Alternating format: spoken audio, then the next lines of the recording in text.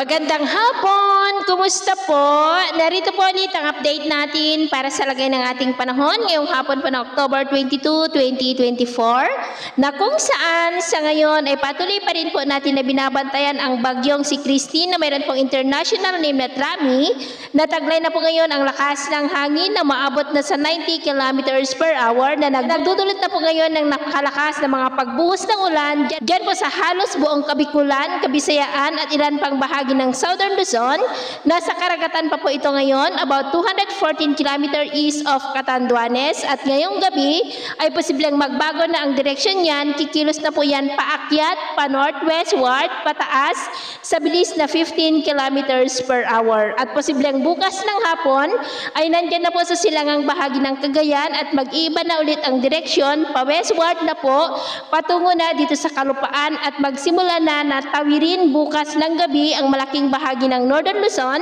patungo na po sa West Philippine Sea na nagbabanta po na mag-landfall dito po sa may Cagayan o kaya dyan sa may Isabela, dadaan sa may Cordillera at Ilocos region at posibleng susubsob ulit pababa palapit po sa kanluran ng Central Luzon at Calabarzon na magdudulot naman ng maulan na panahon sa kanlurang bahagi po ng ating bansa sa Huwebes at pagsapit ng Biyernes ng hapon ay posible po yan na makakalabas na dito po sa loob ng ating area of responsibility. Sa ngayon po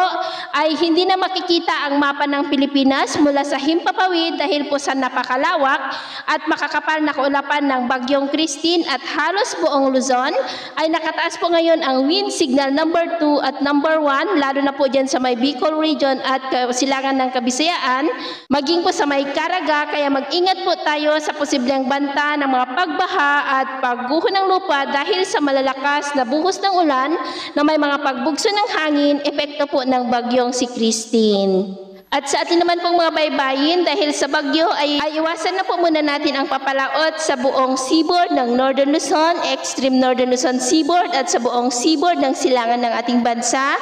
Dahil ang mga alon po ay posibleng aabot hanggang sa 3 to 5 meters height, kaya hanggat maaari, ay iwasan na po muna natin ang papalaot dyan sa mga may kulay pula para mas makaiwas sa mga sakunang pangkaragatan. So, yun po ang latest update natin sa araw na ito. At ako po muli si James na nagsasabing sa kahit na ng pagsubok po na darating sa ating buhay, huwag na huwag po tayong mawawalan ng pag-asa. Thank you and God bless.